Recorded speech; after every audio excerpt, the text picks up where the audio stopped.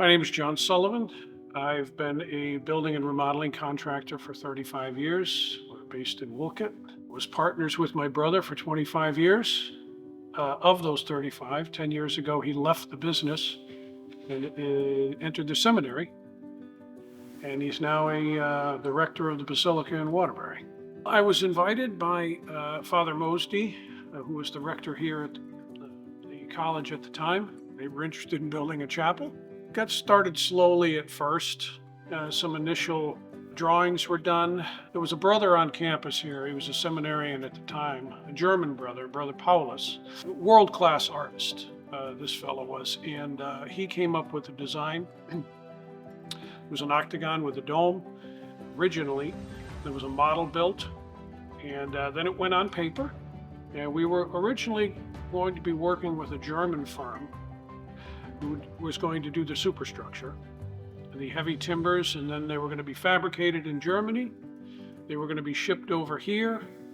My brother and myself and our engineer actually went to Germany twice, working with this company, developing the design, the logistics. And then 2008, 2009, the euro went through the roof. And that kind of sank the whole connection. So we basically went back to the drawing board with some local architects, and this is what we have.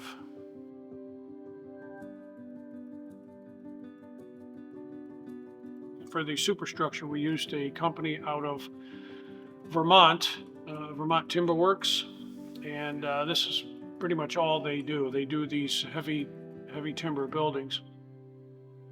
In fact, there are 8 main beams, 16 inches, 12 inches thick, Douglas fir. They're 38 feet tall. They had to come out of Oregon. They delivered it, fabricated the superstructure, and then we filled in the rest. It took about 15 months to build the chapel.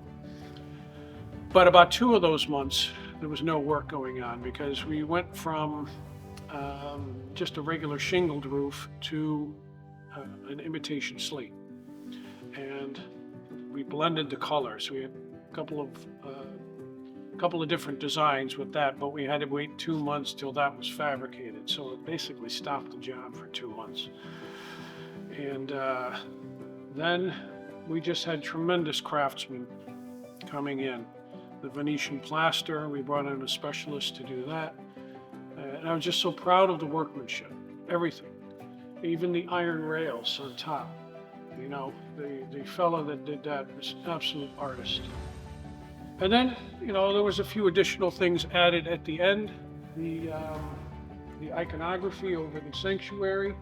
One interesting fact, when we tore down the old chapel, which was basically, the old chapel was a tool shed back in the 20s, 30s, and 40s.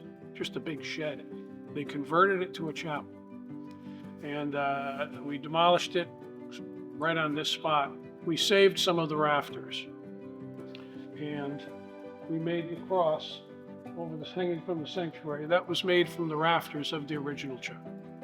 So we sort of using a piece of the old chapel in the new chapel. And it was, was well received. You know, the seminarians really liked it. Another interesting fact, when you're building a structure like this, actually, even if you're building a high-rise in New York City, you're putting the last piece in at the top. It's called a topping out party. You have a party, and it goes back to antiquity. They've done this for millennia. And they'll stick a piece of evergreen on the top piece of the building. So, sometimes you see a Christmas tree on top of a crane or on top of the structure that's being built. So we did that. So the last piece of heavy timber that went in, we had all the seminarians sign it. The staff signed it. Priests and brothers on campus all signed it. You can't see it from here. It's up in the celestry, up in the cupola on top, but it's all signed. And then when that piece was lowered into place, we're all watching it being lowered into place out there. Everybody clapped, And then one of the seminarians broke out into song, and then you had the whole seminary just singing as the last piece was lowered into place. It was extraordinary. The chapel was dedicated on September 8th, the feast of the Nativity of the Blessed Mother.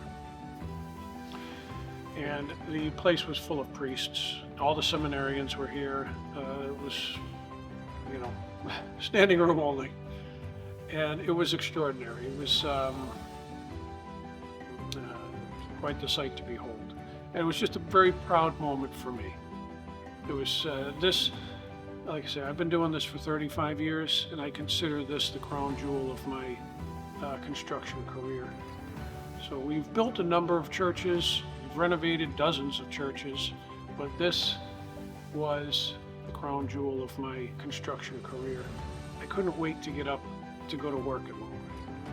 And I even said to Father Mosley, I said, Father, I can't believe I'm getting paid to do this. It was just a labor of love. It really was.